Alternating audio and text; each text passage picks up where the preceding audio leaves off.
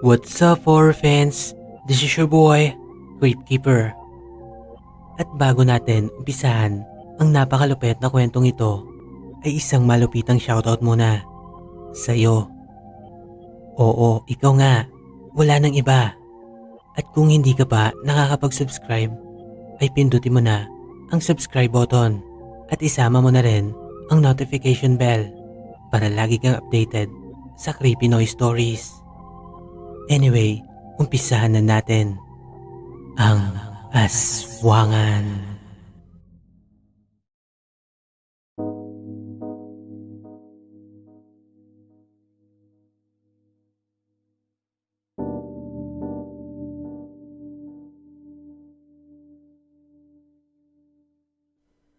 Ilang ulit ko pang sinampal-sampal ang pisngi ko. Sinusubukan kong gumising sa pinaka nakakatakot na bangungot ng buhay ko. Walang naniwala sa akin. Bagkus ay ako pa ang nadiin. Inaresto ako ng otoridad at idiniretso sa piitan. Ni hindi ko man lang nabigyan ng maayos na libing ang aking mga mahal sa buhay. At dahil sa wala akong kakayahang ipagtanggol ang aking sarili, ay tuluyan na akong nahatulan ng habang buhay na pagkakabilanggo. Makailang beses ko na ring sinubukang kitilin ang sarili kong buhay. Mabutit naroroon din sa loob ng piitan ang kababata kong si Rico. Siya ang tumulong sa akin upang makabangon hanggang sa naging bataan na ako ni Kernel at naging regular na preso kabalyero. Hanggang ngayon ay malinaw pa sa alaala ko ang pagmumukha ng halimaw na tumapos sa buo kong pamilya. Kaya't napakaswerte ko dahil ang tadhana na mismo ang gumagawa ng paraan upang mapasok ko ang kakaibang mundo ng mga halimaw na to. Hindi ko na kinakailangan paghirapan yon, kaya't hindi na ako nagkatubili na manatili sa poder ni Don Lupo.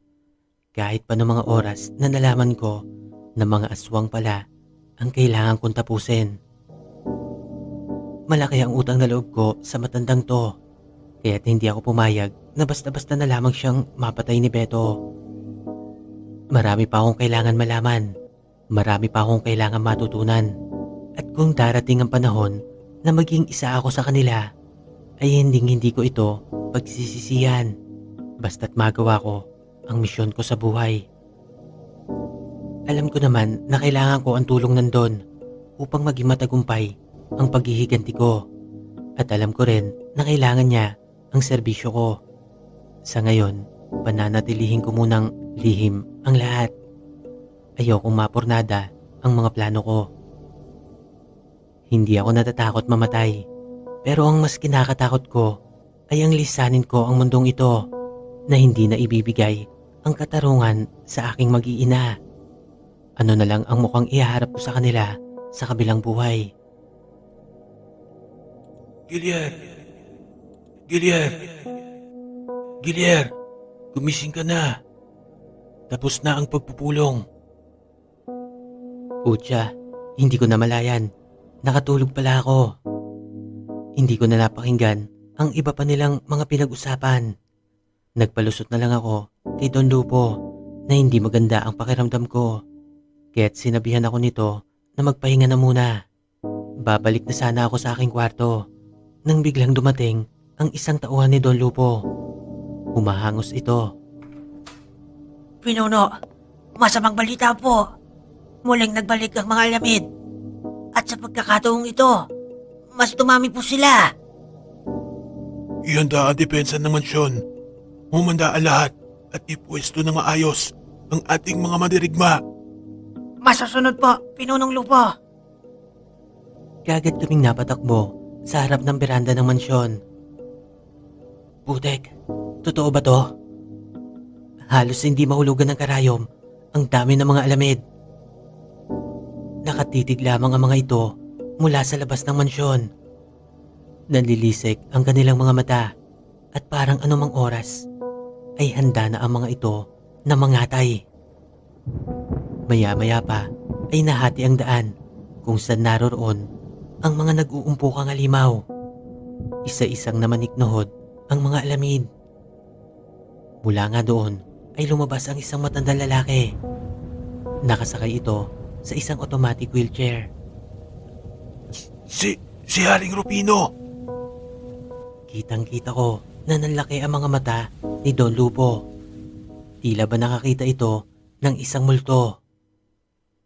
Pinunong Lupo, ito na ba ang katapusan natin? Maging alerto kayo. Lalaban tayo. Hanggang kamatayan. Shit, naloko na. Kung mapapalaban kami sa mga aswang na to, panigurado, katapusan na namin. Kahit pa sabihing mahihirapan sila, ay tiyak na mauubos kami. Nang mga sandaling yon, ay nakantabay na ang safety defense features ng mansyon. Handa na rin ang mga high-powered automatic machine gun na nakakabit sa pader at pundasyon ng mansyon. Anumang sandali, tatanak na muli ang dugo. Natanaw ko ang matanda sa wheelchair. Iniangat nito ang kanyang kanang kamay. Hudyat na kaya yon ng pag-atake. Hindi ko alam, pero parang iba ang ibig sabihin nun. Nananatili lamang kasing nakatitig ang mga alamid. Hindi gumagalaw ang mga ito. Inaamin ko, kinakabahan ako ng mga oras na yon. At the same time, nakakadama din ng excitement. Alam ko kasing umaatikabong labanan na naman ang magaganap. Sa totoo lang, hindi naman ako bayolenteng tao. Nasanay lang siguro ako sa loob ng bilibid. Masasabi kong sa loob, tumibay ang sikmura ko. Kung mamamatay na ako mamaya, sisiguraduhin kong marami muna akong malalagas sa kanila. Pero sana, hindi pa ito ang oras ko. May misyon pa akong kailangan gawin. Bahala na. Sabayan na to. Sasabay ako hanggang sa huling hininga. Teka, bakit nag-utusan doon na buksan ang main gate ng mansyon? Ano bang trip nitong matandang to? Unti-unting pumasok ang matandang naka-wheelchair. Sa balagay ko, siya na ang hari ng mga alamid. Nasa tabi niya pa ang hambog na si Beto. Masama ang titig ni Unga sa akin. Halatang sabik sa bawi. Mahaba ang buhok ng kanilang hari na puro uba na. Mahalata na rin sa pisikal na anyo nito ang panghihina. Pero may kakaiba akong presensyang nadarama na nagmumula sa kanya. Hindi ko maipaliwanag. Napakaitim ng presensyang yon at sigurado ako kaakibat nun ang kamatayan. Nakakakilabot. Lalo na nang maaninag ko ang isang aura na nagmumula sa kanyang likuran. Tragis, totoo ba yung nakikita ko? Parang espiritu yon ng kamatayan. Takte, hindi na yata aswang ang matandang yon, kundi isang demonyo.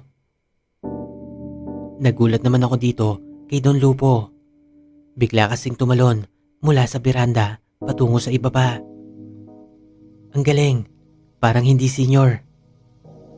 Kung sa bagay, kanina, habang nakikipaglaban siya, hindi mo talaga mababakas ang katandaan niya. Anyong lolo, pero kilos bata. Unti-unting lumapit si Don Lupo sa hari ng mga alamid. Hindi sila nag-usap, pero parang nagkakaintindihan sila. Ano kayang nangyayari? Ilang sandali pa ang lumipas bago pa sila nagsalita. Lupo, naparito ako upang personal na humingi ng paumanhin sa marahas na inasal ng aking mga mandirigma. Maging ako ay humihingi ng paumanhin, Haring Procoso. Napilitan lamang po kaming ipagtanggol ang aming mga sarili. Hindi mo na kailangan magpaliwanag pa, anak ni Kiros. Kaya nga't naririto ako upang ayusin ang gusot na naganap kanina. Panginoon, ang lalaking yon, siya ang sinasabi ko sa inyong tao na malamang na pumaslang kay Panginoong Rufo. Takte, kinabahan talaga ako nang ituro ako ng ungas na si Beto. Akala ko pa naman magiging maayos na Buwisit tong Alipores na to. Talagang sabik sa bawi. Napilitan na ako lumapit sa kanila nang tawagin ako ni Don Lupo.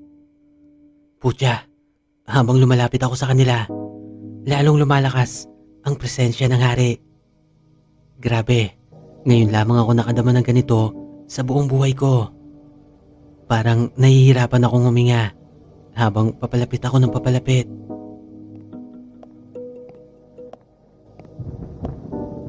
Ni minsan ay hindi sumagi sa isip ko na gagawin mong banggain ang aking lahi. Pero sa pagkakataong ito, ay nais kong magpaliwanag ka, Lupo. May paratang si Beto na ang taong ito. Teka, ang isang ito ay aswang at hindi tao.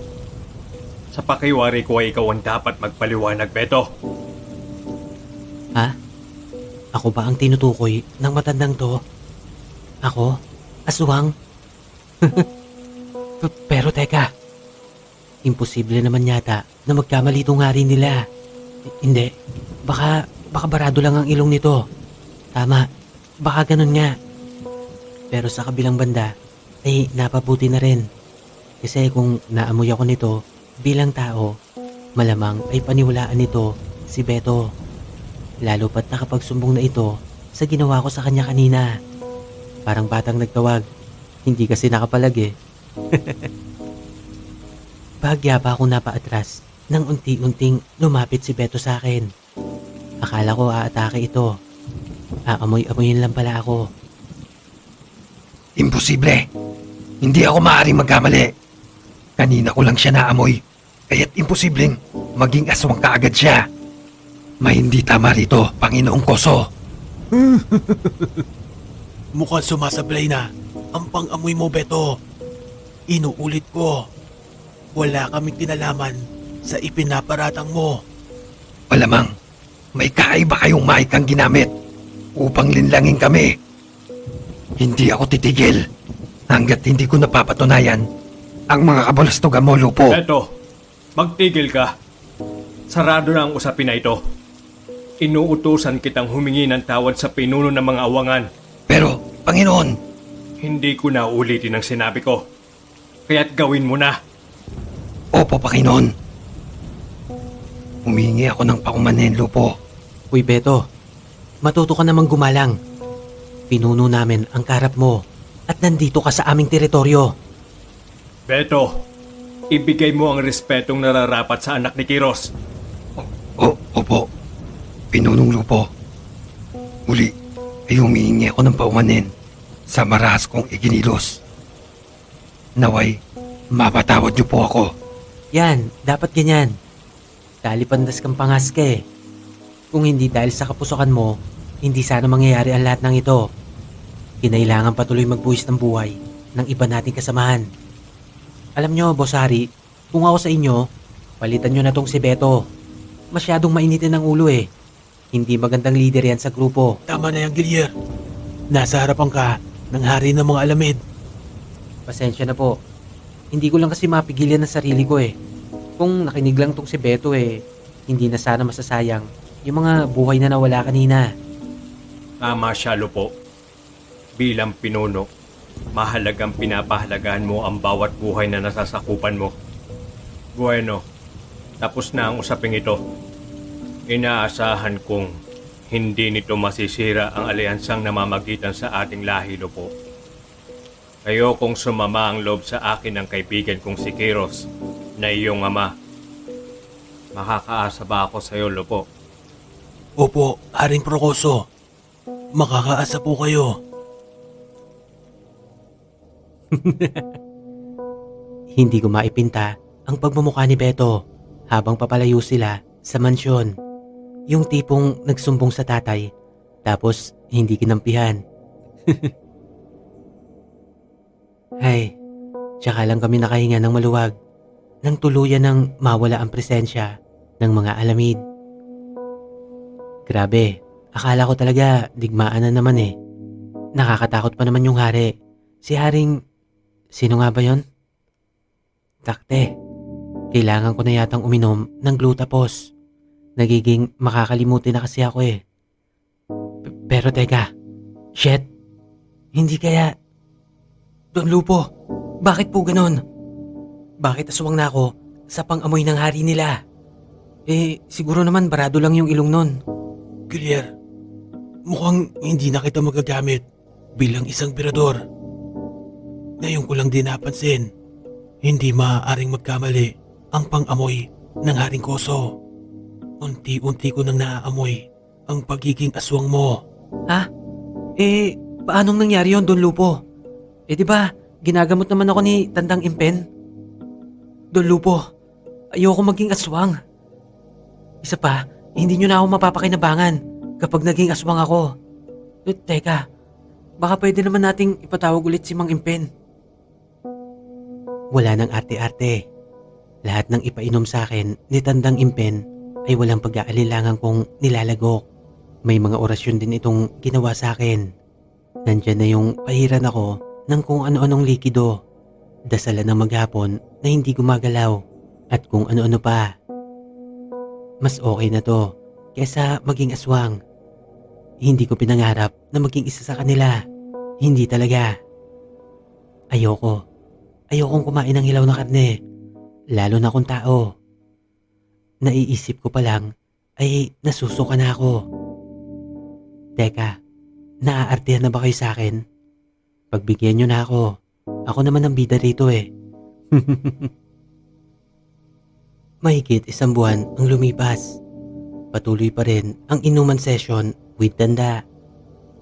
Ayos lang, nasanay na ako.